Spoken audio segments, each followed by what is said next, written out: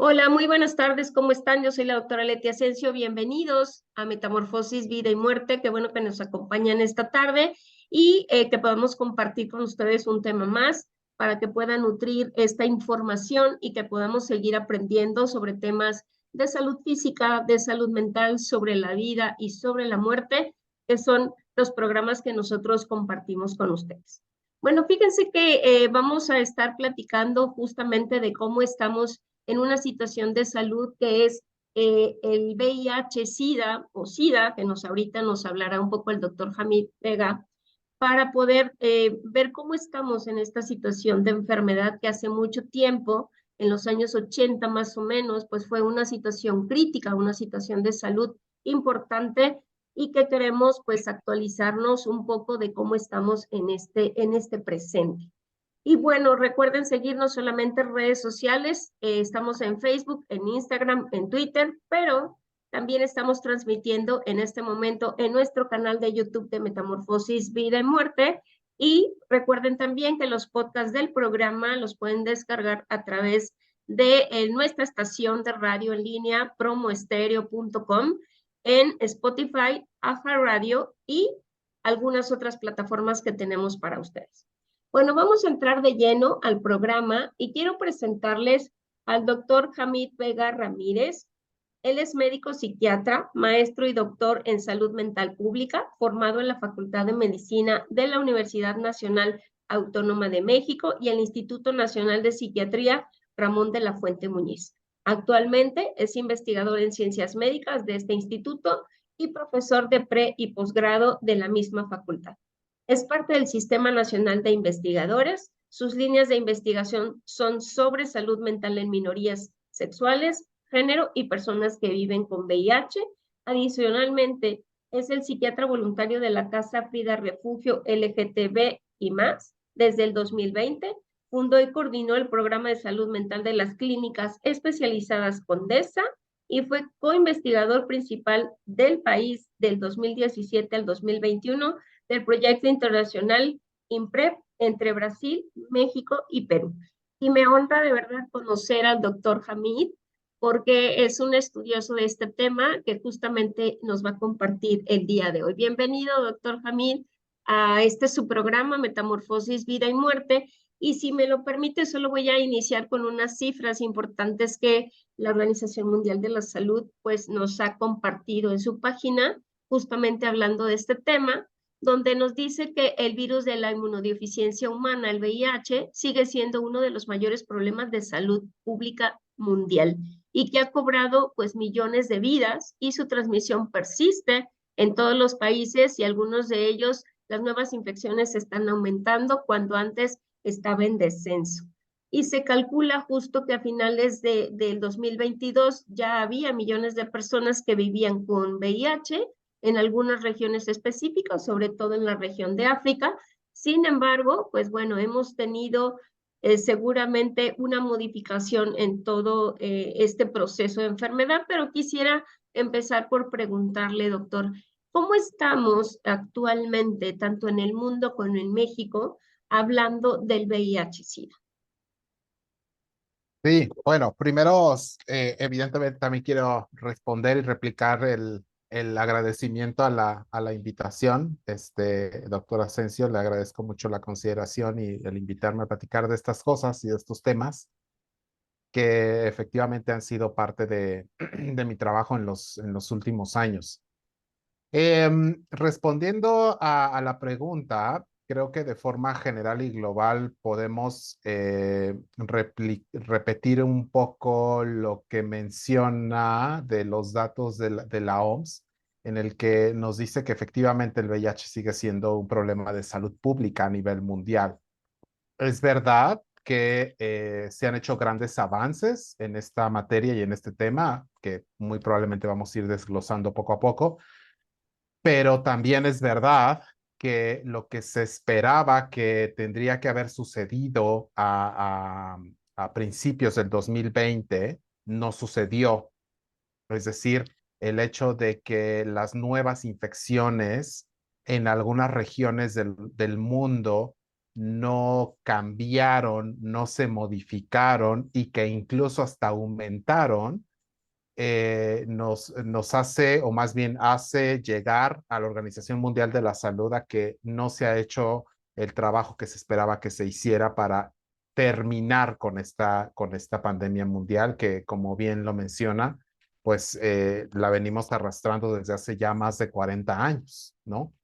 Y la realidad es que los esfuerzos que se han hecho, si bien han sido bastantes, pues no han sido suficientes. Y por eso es que seguimos diciendo y se sigue mencionando que sigue siendo una epidemia a nivel mundial. Y México no es la excepción. México pertenece a la región de Latinoamérica y particularmente en nuestra región, que es donde se hace como el balance general al cual pertenece México. Latinoamérica es justo que no le fue ni bien ni mal. O sea, es decir, estimaciones que se han hecho por lo menos del 2020, perdón, del 2010 al 2020 para ver el número de nuevas infecciones, la región de Latinoamérica se ha mantenido plana. O sea, es decir, el número de nuevas personas que adquieren la infección por VIH en ese lapso de tiempo no cambió, lo cual quiere decir que sigue habiendo el mismo número de personas nuevas cada año que adquieren la infección.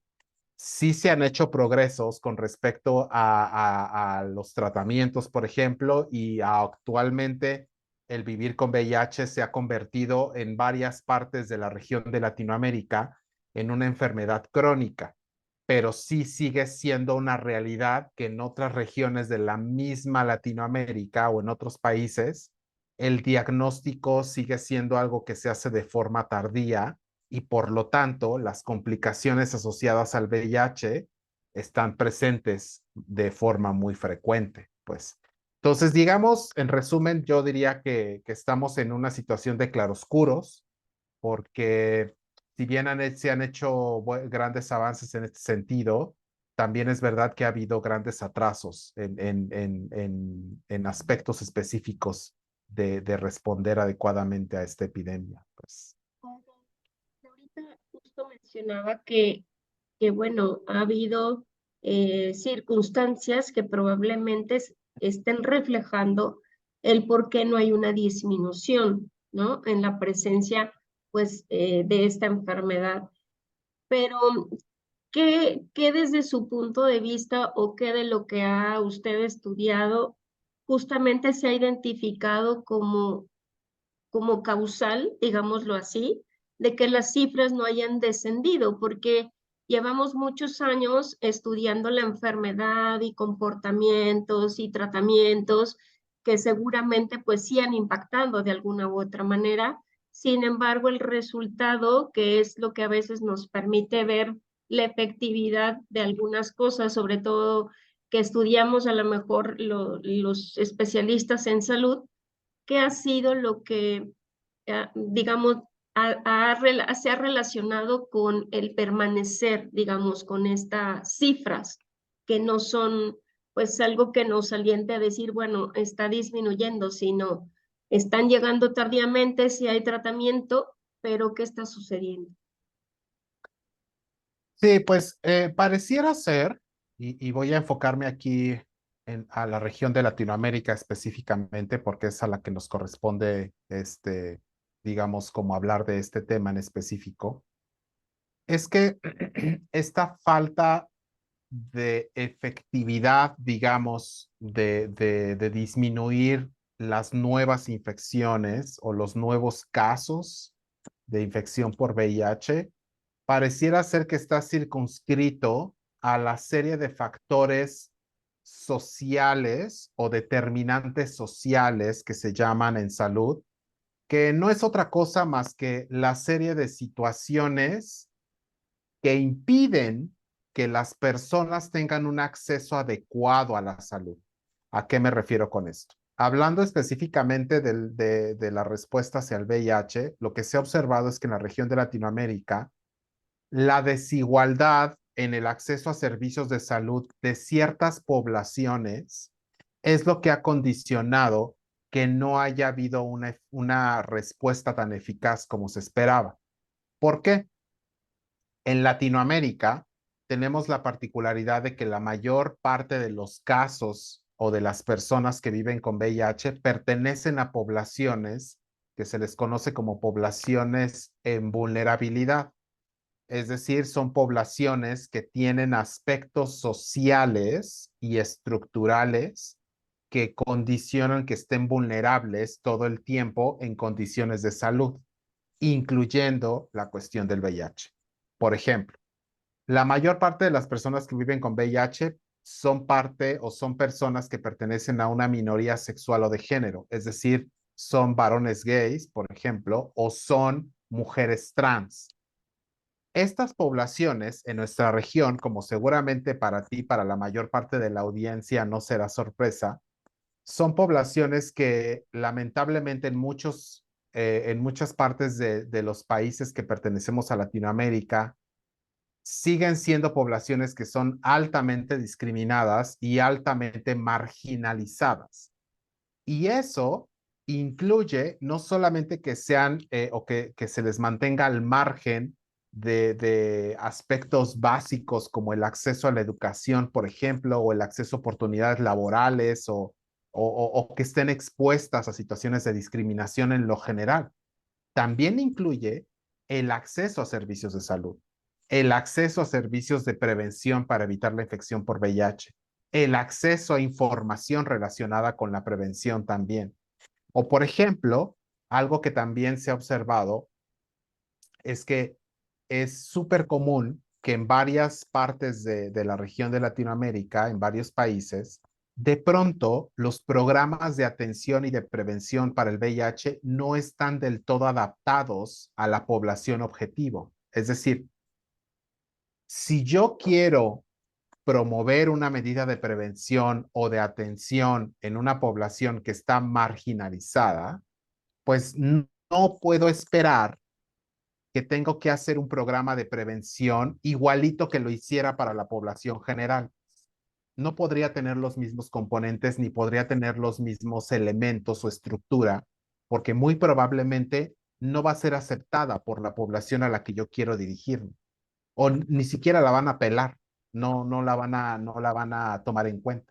Y eso ha sido uno de los tantos elementos que ha condicionado de que no se haya tenido como mucho cambio en este sentido de las respuestas al VIH, pues. Es decir, todos estos factores que tienen que ver con la estructura social o incluso con la estructura política legal, es también algo que ha impedido que se acceda adecuadamente a los servicios de salud, tanto de prevención como de atención.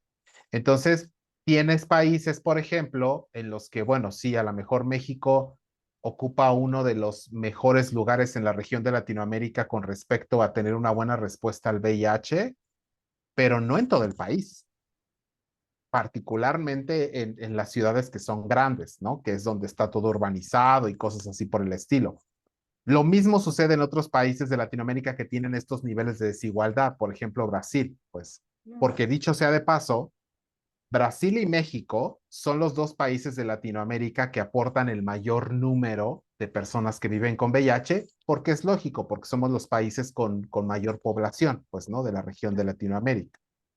Pero, pero te encuentras incluso al interior de estos países grandes, esas grandes diferencias. Pues entonces yo diría que tiene que ver específicamente o mayoritariamente con estos avances tan lentos que hemos tenido en términos de igualdad y de no discriminación y de no prejuicios a las poblaciones que pertenecen a estas minorías. Pues. Ahorita también pensaba un poco, doctor, que, pues bueno, aun cuando hemos tenido como una forma, digamos, de ir conociendo un poco más esta población, ¿no? Porque hemos tenido diferentes formas, medios de difusión, contactos un poco más cercanos con respecto a cómo se vive pues en esta población específica probablemente de la homosexualidad y de las mujeres trans. Aún así hay como muchos mitos alrededor, ¿no? Que sesgan un poco, pues, esta población. Pero si pudiéramos probablemente analizar, por ejemplo, y este pudiera ser parte del objetivo de platicarlo hoy en el programa, que pudiéramos sensibilizar a la población de cuáles son las necesidades específicas que también con respecto a salud tienen estas personas, que pudiéramos nosotros empezar también a favorecer cómo acercar estos medios, digamos, de atención en salud, la información, no solamente en las grandes ciudades, sino también en poblaciones más aisladas, porque eso no quiere decir que no exista, probablemente en provincia o en algún otro estado que está más alejado de la parte citadina, de la parte urbana. ¿Cómo empezamos a sensibilizar tanto a la población que ya tiene diagnosticada el VIH como la que no, que es población abierta, para ir teniendo un poquito más de acercamiento y de conocimiento al respecto?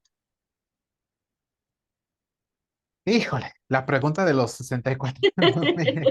¿Por dónde podemos empezar? Que sea como la manera más Claro, sencilla.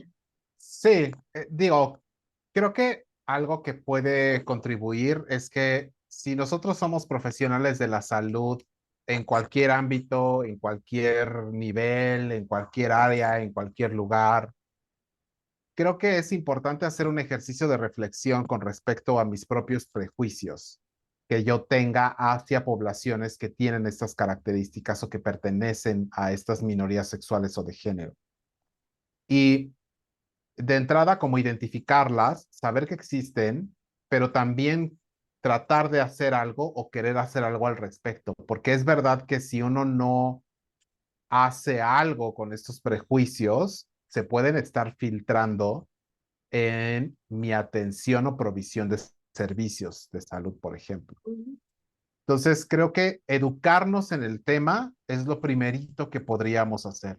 Es decir, educarnos sobre qué es, cómo son las personas que son parte de una minoría sexual y de género, qué tipo de vivencias tienen, qué tipo de necesidades tienen, o sea, informarnos en este sentido para que eso me ayude a sensibilizarme y que finalmente pueda derrumbar como esos prejuicios que probablemente yo tenga con respecto a la población, pues, porque puede ser que los haya adquirido ya sea de familia, de comunidad, de un nivel más social o simplemente de oídas o de a lo mejor una experiencia que pude haber tenido con alguien que pertenece a estas minorías, pero no fue nada agradable o no fue nada, digamos, como favorable, pero eso no significa que la población o que toda la población sea así, pues, ¿no? En todos lados hay gente, pues, gente buena onda, gente muy mala onda, y eso incluye a las minorías sexuales y de género, pues, ¿no?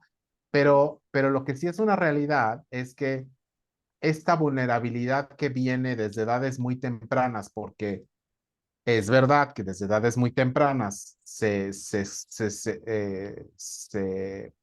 nos expone como a situaciones de violencia, de discriminación, de rechazo, de todo este tipo de situaciones, pues va generando una vulnerabilidad a no poder acceder o a no querer acercarme a los servicios, pues, ¿no? Porque pues voy a tener esta sensación como, pues no, ¿para qué voy si todos me van a rechazar, no me van a querer atender o me van a ver con tal o cual cosa y entonces no van a querer que yo entre o que me atiendan, por ejemplo, ¿no? Entonces creo que un poco el primer paso tal vez podría ser el educarnos en el tema, el saber del tema. A veces uno se sorprendería que independientemente de que uno sea profesional de la salud en general, no solo de la salud mental, no tenemos claro a qué nos referimos con identidad de género, a qué nos referimos con orientación sexual, a qué nos referimos con rol de género, a qué nos referimos, o sea, toda esta serie de cosas que van componiendo, que son parte de nuestra identidad como persona, ni siquiera es que las tengamos claras. Y no es que seamos culpables de algo así, sino más bien tiene que ver con que pues probablemente no tuvimos el acercamiento a ese tema en específico y en realidad nada más me fui como formando en el tema de lo que yo escuchaba o de lo que yo creía o de lo que yo asumía, pues, ¿no? Y el hecho de que uno busque, digamos, como capacitación en esto o como una verdadera formación en esto, es que se van quitando y clarificando muchas cosas, pues, y eso puede ayudar.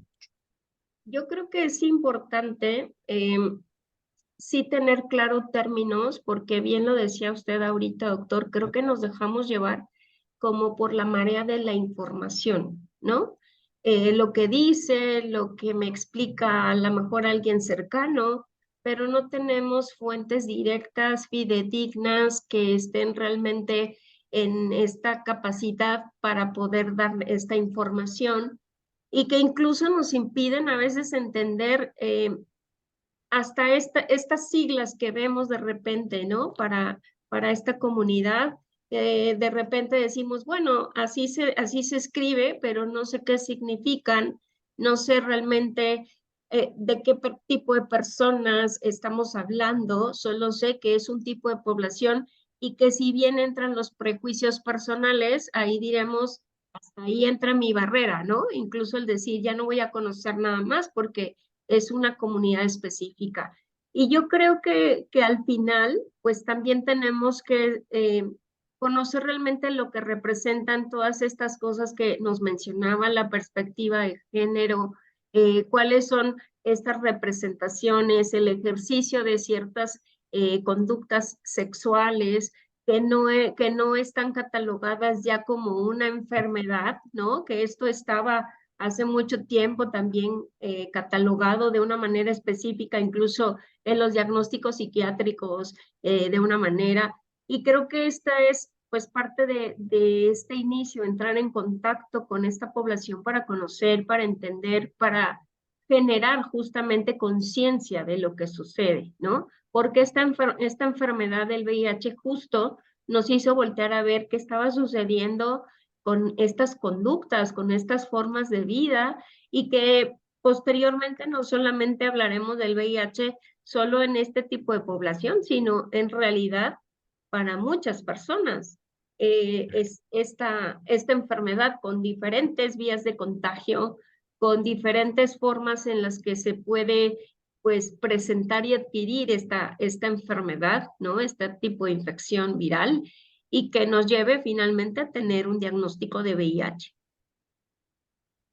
Sí, exacto. Yo invitaría a quien nos escucha que algo, si se considera que no sabe mucho del tema, que se eche una navegada a la página del INEGI, del Instituto Nacional de Geografía e Informática. ¿Por qué? Porque el año pasado publicaron los resultados de la Encuesta Nacional de Diversidad Sexual y de Género, que el acrónimo quedó como ENDISEG. Y, y yo siempre que puedo hablo de esta encuesta porque es la primera encuesta que tenemos a nivel nacional de representatividad nacional, es decir, que los datos que están ahí pueden extrapolarse a toda la población de México, así como la mayoría de las encuestas que hace el INEGI. Y somos de los pocos países en el mundo que tenemos este tipo de encuesta, porque la gran mayoría de los países no sabe cuánta gente de la diversidad sexual y de género tiene en su población. Y muchas veces no lo saben o no lo han hecho, pues justo por un tema de prejuicio, porque pues como para qué, si no son importantes, si no, ¿no? Si son minoría, como para qué. Pero el esfuerzo que hizo ese instituto hace un par de años y que finalmente publicó los resultados el año pasado, me parece algo muy importante y relevante.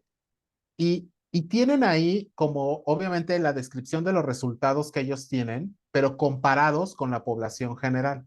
Entonces, por ejemplo, tienes algunos datos sobre indicadores de salud, algunos datos sobre qué tanto, por ejemplo, ha tenido, no sé, pensamientos suicidas la población general versus la población de la identidad de género, de la diversidad sexual y de género, ¿no? Y entonces ves que evidentemente es mucho mayor en la población de la diversidad sexual, ¿no?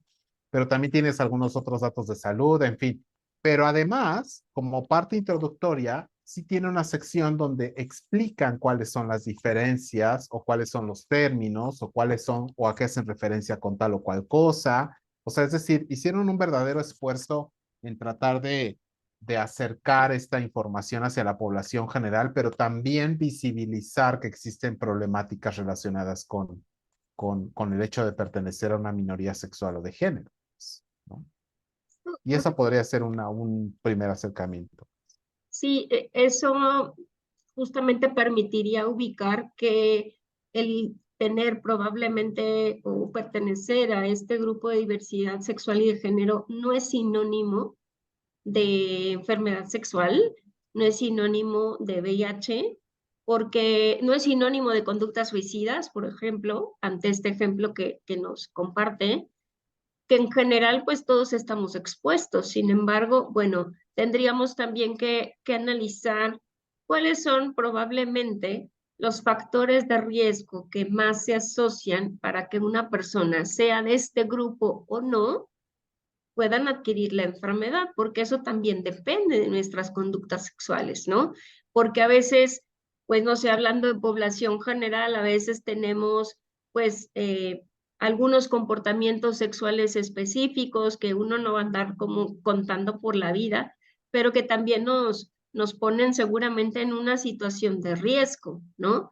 Y que Claro. eso, pues también tendríamos que hablarlo, porque eso a veces todavía está velado, todavía no generamos conciencia incluso de esos factores, hasta de una relación específica hombre-mujer donde se va a utilizar un preservativo y que uno le pregunta, oye, ¿y qué tanto tú le preguntas o le solicitas a tu pareja que utilice el preservativo o tú utilizas tu preservativo femenino, ¿no? Y eso sigue siendo un limitante pues para justamente nuestras propias conductas sexuales, nuestras propias conductas incluso de riesgo que nos llevasen a adquirir una enfermedad, no solamente VIH, sino cualquier enfermedad de índole sexual, ¿no, doctor?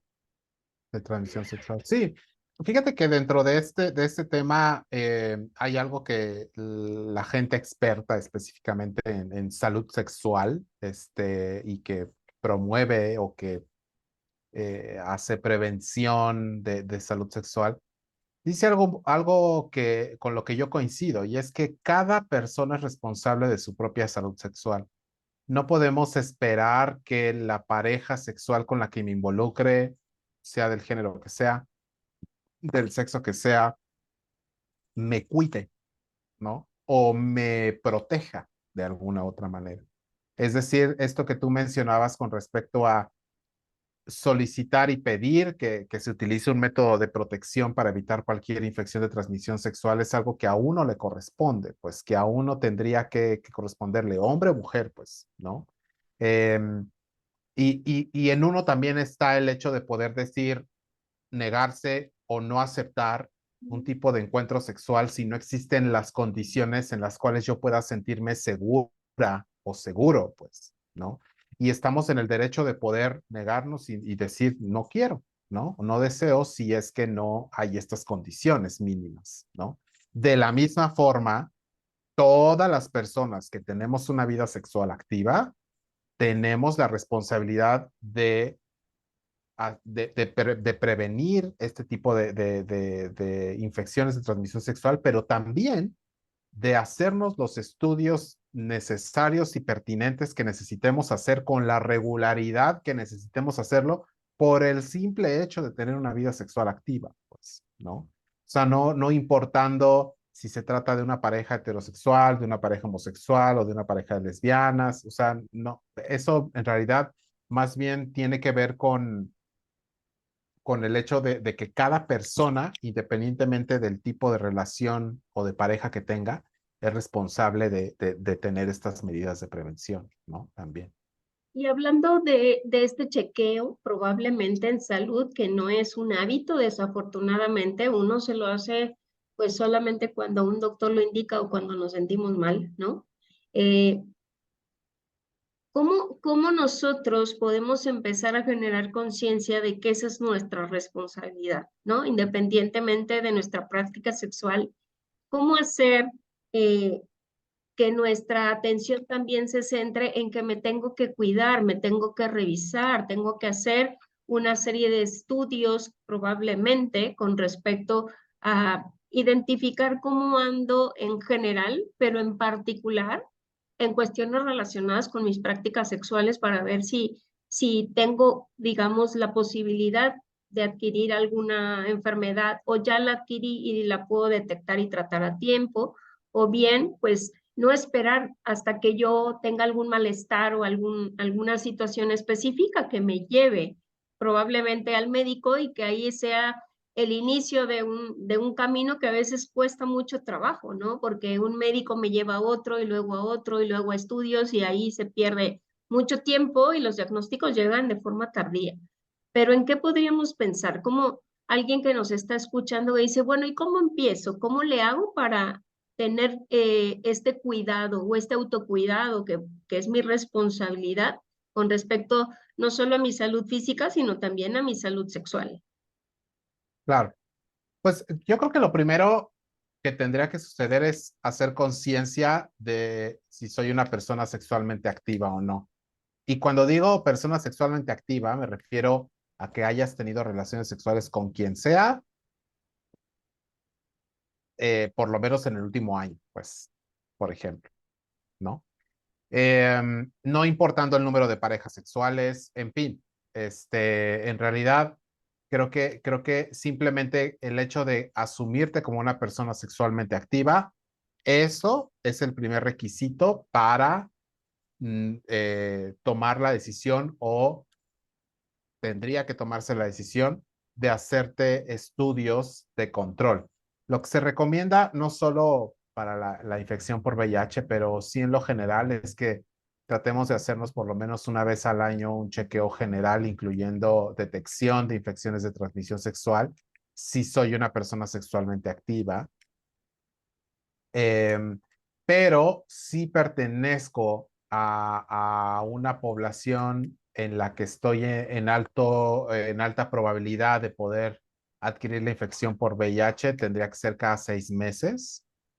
Llámese hombres gay o mujeres trans específicamente, pero fuera de esos dos grupos, que son básicamente cada 6 meses, todas las demás personas tendrían que hacerse la prueba de detección cada año, no solo de VIH, sino de otras ITS también, pues, ¿no? Si se es una persona sexualmente activa. Ahorita recordaba, doctor, a una persona que en un momento crítico justamente estaba como muy estresado porque tuvo una conducta de riesgo, es decir, pues se expuso a la posibilidad de poder tener alguna enfermedad de transmisión sexual y quería pues seguramente detectarlo lo antes posible y quería ya estar formado donde le hagan las pruebas, ¿no? Para saber si sí o si no y bueno, finalmente fue una historia caótica. Pero cuando tenemos, por ejemplo, estas conductas de riesgo, se pueden detectar de forma inmediata, tenemos que dejar pasar algún tiempo, porque es cierto que si estamos a lo mejor informándonos que existen este tipo de pruebas de detección del VIH, pues no sabemos cuándo, cómo tener que hacerla, cuándo sale a lo mejor un falso positivo o cosas así.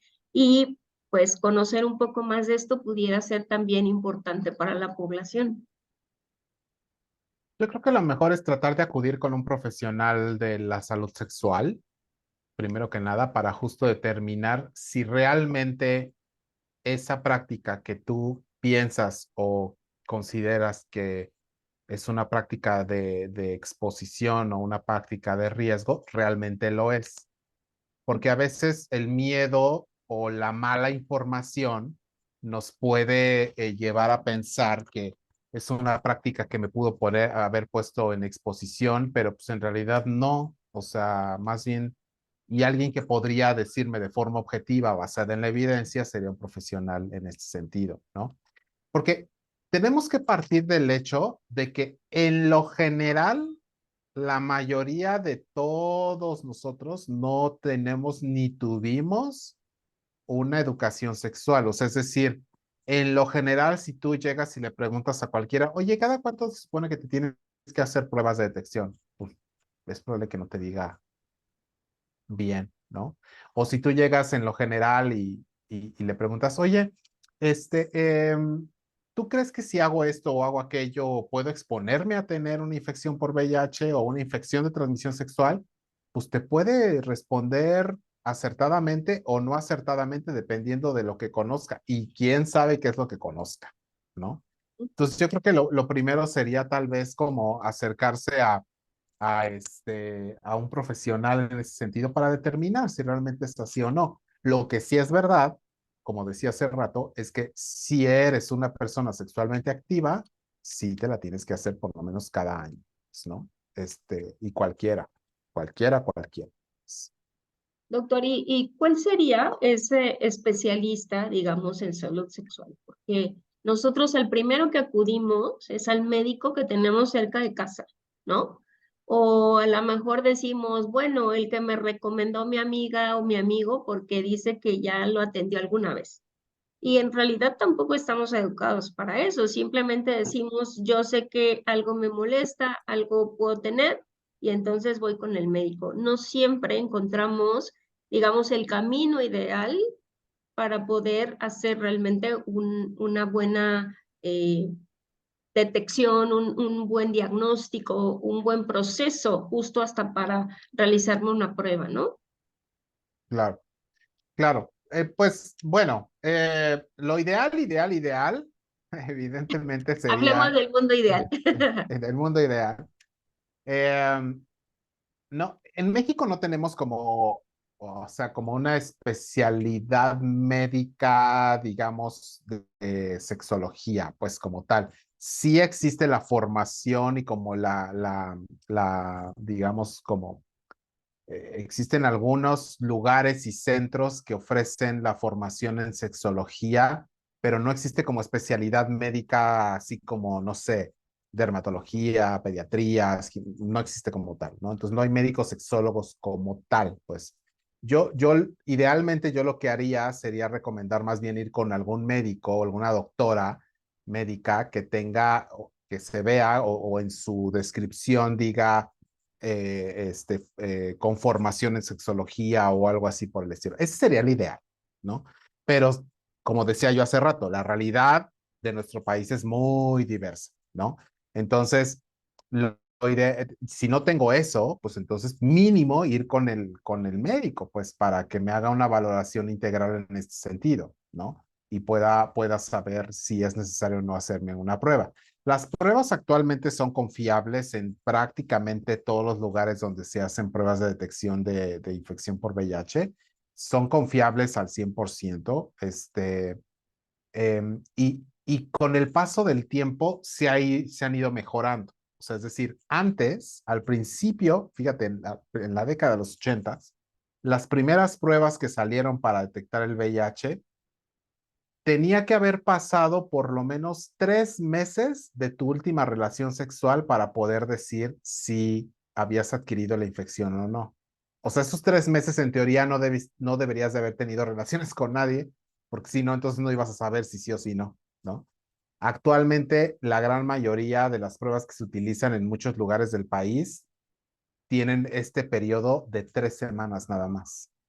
Entonces, puedes confiadamente decir, bueno, yo tuve una relación de exposición en la que creo que pudo haber habido transmisión de algo. Si no tengo síntomas, pero quiero saber si hubo alguna situación, pues podría hacerlo en este inter de tiempo, pues, ¿no? Hay algunas que apenas están saliendo y que se utilizan ya en algunos lugares muy específicos del país, pero que son normalmente centros muy especializados, que te detectan la infección por VIH hasta el día siguiente, pues, ¿no? Pero porque utilizan aparatos así como que están, digamos, apenas en proceso digamos, de experimentación y pues que se usan a veces hasta con fines de investigación, pues, pero en lo general, la gran mayoría utiliza pruebas que tienen un periodo de 3 semanas para detectarlas, más o menos. Oiga, doctor, y ahorita, bueno, cuando iniciamos el programa y hablamos de cifras, nos explicaba que no hemos tenido una reducción probablemente en cuanto al número de personas infectadas por el virus, pero sí avances en cuanto a los tratamientos, que ahorita que nos explicaba también avances en cuanto a la forma de detección, creo que han sido pues muy buenas noticias. Pero en cuanto a tratamientos, ¿cómo estamos? Porque es cierto que también en esos años cuando recién pues salió esta exposición a esta nueva enfermedad que es el VIH-Sida, pues había muchas complicaciones, ¿no? No había tantos tratamientos, eran muy selectivos, se tenían muchos temores, incluso no se atendían a los pacientes en lugares, digamos, de salud general, sino eran atendidos en ciertos espacios y eran recursos que los hospitales decían no porque me genera un gasto muy importante, porque cada vez que atendían un paciente tenían que hacer una limpieza profunda, quemaban camas, quemaban todo como una medida para evitar que se propagara el virus, ¿no? Actualmente han cambiado, lógicamente, esas condiciones por los avances en la ciencia que se han evidenciado, pero en cuanto a tratamientos, ¿cómo vamos? ¿Cuáles son los tratamientos actuales y cómo funcionan? Sí, claro. Sí, creo que eso es importante que se mencione, pero efectivamente al principio los tratamientos pues prácticamente no existían y literalmente tener un diagnóstico de VIH era pues prácticamente una sentencia de muerte, ¿no? En el sentido de que no había nada que hacer, no había tratamientos, no había nada que hacer. Afortunadamente eso ha mejorado y ha evolucionado y por eso es que ahora el VIH se ha transformado en una enfermedad crónica. O sea, es decir, si se detecta a tiempo y se trata a tiempo, una persona que vive con VIH puede vivir exactamente el mismo número de años y con la misma calidad de vida que cualquier otra persona que no viva con el diagnóstico, pero para eso se necesita detectar y tratar a tiempo. Por eso, y de ahí radica la importancia de hacerte pruebas con regularidad, porque también es verdad que sigue siendo un problema que por cuestiones del estigma o de lo que decíamos hace ratito de, pues, no, pues como yo no pertenezco a esa población de hombres gays o de mujeres trans, pues yo no tengo por qué hacerme ninguna prueba, ¿no? Aunque sí sea una persona sexualmente activa, ¿no? Y el creer eso, pues justo hace que de pronto se atrase el diagnóstico. No te haces la prueba, la enfermedad avanza y entonces cuando te detectas es porque ya tienes como muchos problemas al respecto. Entonces, sin embargo, si te tratas y te diagnosticas a tiempo, tu calidad y cantidad de vida es exactamente igual que la de cualquier otra persona. Actualmente los tratamientos que se tienen, por ejemplo, son tan simples como de una sola tableta al día, por ejemplo. Cuando al principio, en esta época de los 80s, 90s todavía, la cantidad de pastillas que tenía que tomar era muy grande, pues, ¿no? Pero afortunadamente ahora existen tratamientos tan simplificados como el hecho de poder tomar una sola pastilla al día y tener una calidad y cantidad de vida muy normal, pues muy general. Pues. ¿Y qué tan accesible, doctor, justo es tener estos tratamientos? En Porque, México, ujú, perdón, en México es ley que toda persona que se diagnostica con VIH tiene garantizado el tratamiento de forma gratuita, ya sea a través de su propio sistema de salud de seguridad social, llámese IMSS, llámese ISSSTE, llámese Pemex, llámese Marina, lo que tú quieras, o si no tienes ningún tipo de seguridad de este tipo, puedes acceder a través de la Secretaría de Salud o el Sistema Abierto de Salud, que pues ahora con estos cambios y demás, muy probablemente ya se va a llamar IMSS Bienestar y estas cosas, ¿no? Pero actualmente todavía se llama Secretaría de Salud o Salubridad que le conocía a la gente, ¿no? Antes. A través de cualquier sistema, por ley, tienes acceso gratuito a servicios de salud. Perdón, a tratamiento antirretroviral. todo eso, Y de los últimos, o sea, los que se dan de última, los más generación, modernos, pues. ok.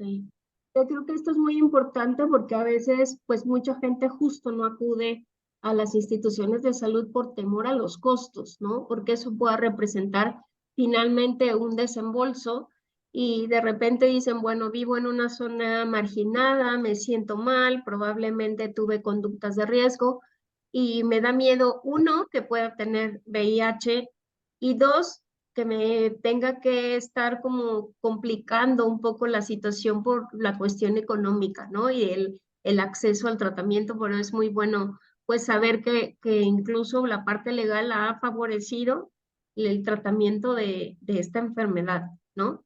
¿Y qué podemos entonces, doctor? Ya estamos como siempre con el tiempo encima, pero ¿qué podemos ir como cerrando en cuanto a puntos importantes para que la gente pues identifique lo más tempranamente posible esta enfermedad si es que ha tenido pues una exposición específica y los que probablemente no, que estemos constantemente también no solo atendiendo nuestra salud en general, la salud integral, sino también favoreciendo a todas las personas cercanas a nosotros, otros familiares, amigos, conocidos, porque bueno, finalmente de eso se trata, ¿no? Si podemos sembrar ahí la semillita del autocuidado en este sentido, pues creo que también podemos crecer un poco en la atención en salud.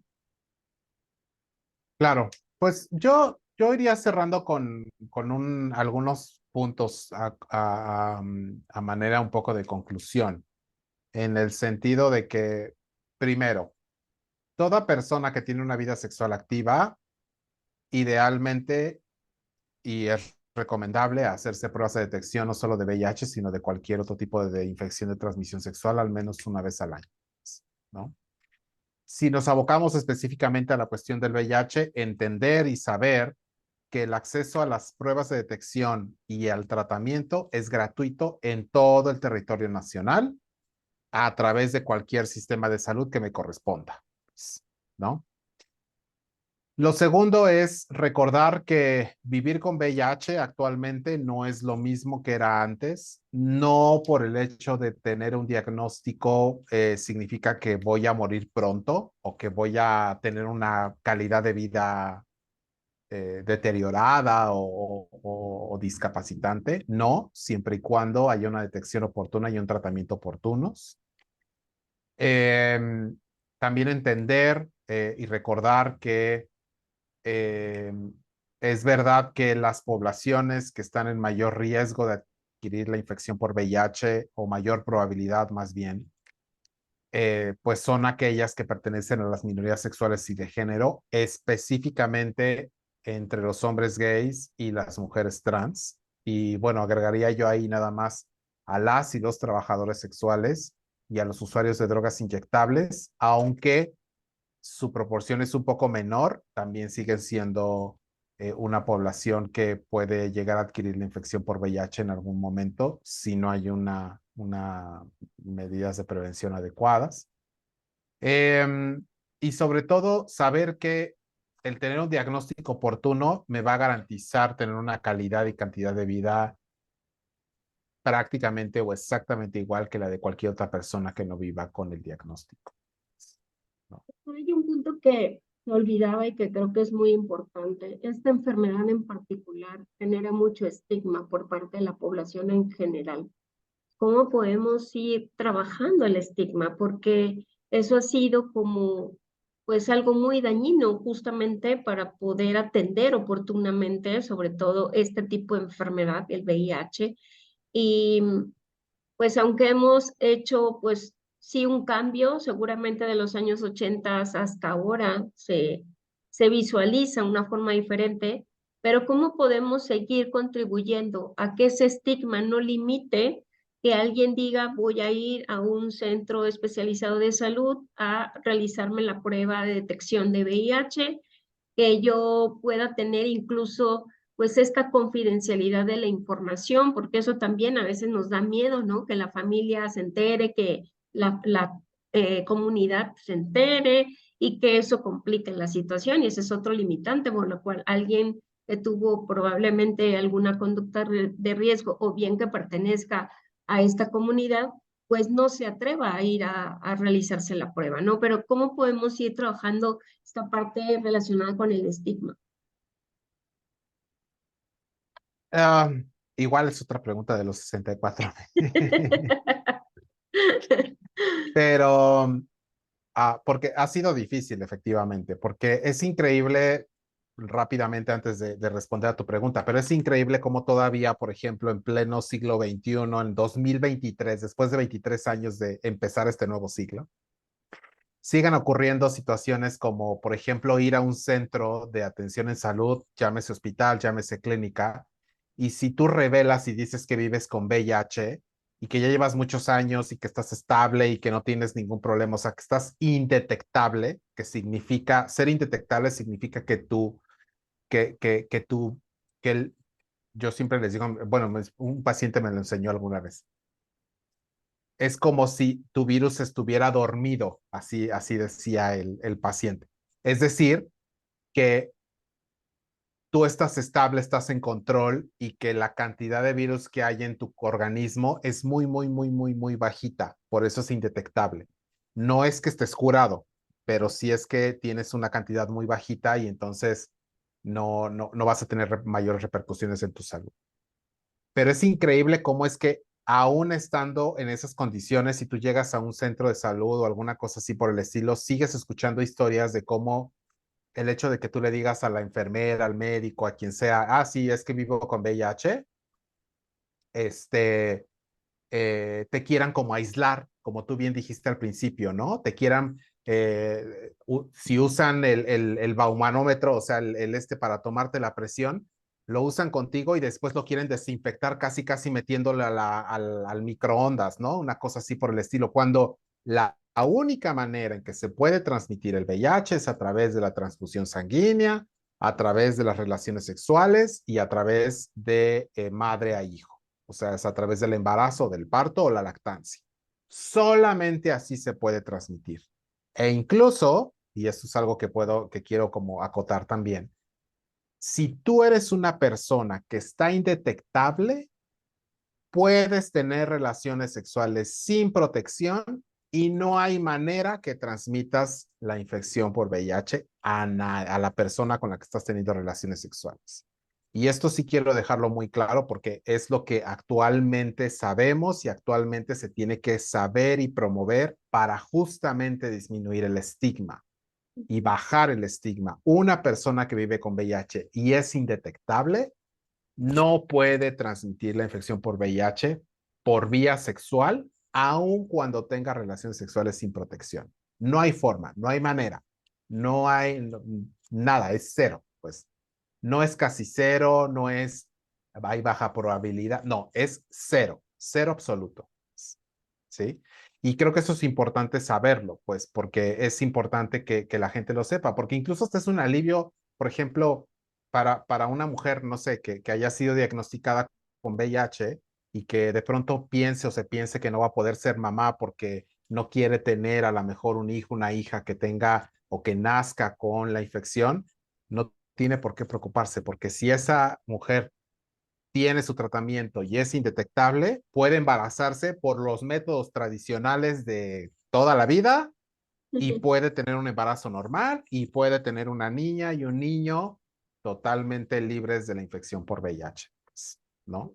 Entonces, creo que el saber estas cosas es lo que puede ayudar a disminuir el estigma, pues, el que nos enteremos del tema otra vez, ¿no? En el que nos empapemos un poco del tema es lo que puede ayudar a saber esto, pues, ¿no? Y bueno, justo eso es parte también de nuestra función, informar a la población justo para evitar generar mayor estigma, sino mayor entendimiento de estas enfermedades y que podamos contribuir de alguna manera, ¿no? Todos tenemos una forma de apoyar. Doctor, bueno, el programa se nos ha ido como el agua y solamente quisiera pedirle si alguien quiere contactarlo, si alguien quiere conocer un poco más sobre lo que usted ha publicado también con respecto al tema, porque sabemos que hace investigación en esta línea. ¿Cómo pueden contactarse con usted? Pues pueden hacerlo a través de, bueno, yo uso como red social para contactos y esto uso Twitter, bueno, actualmente X, antes Twitter. Y bueno, mi nombre de usuario es bastante sencillo, es mi nombre y mi apellido es Hamid-Vega. Así me pueden encontrar en X o en Twitter, pues, que se llama. Y ahí normalmente publico o pongo o posteo las cosas que hago en cosas de investigación o información en general también del tema relacionada con la salud mental y las minorías sexuales y de género. Y ese es un buen medio para poderme contactar y también para algunas otras cosas pues a través de mensaje directo y no hay mayor problema, pero es @Hamid_Vega. Muy bien, doctor. Pues muchísimas gracias por haberme acompañado en este programa, un programa muy interesante de mucha conciencia y yo espero que dejemos sembrada una semillita en todas las personas que nos escuchan, nos puedan ayudar a difundir esta información porque Claro. siempre es importante, ¿no? Muchísimas gracias por la entrevista el día de hoy. Gracias a ti. Pues este fue su programa Metamorfosis, Vida y Muerte. Recuerden, nosotros nos vemos y nos escuchamos en la próxima semana, próxima emoción, en punto de las 3 de la tarde. Hasta la próxima.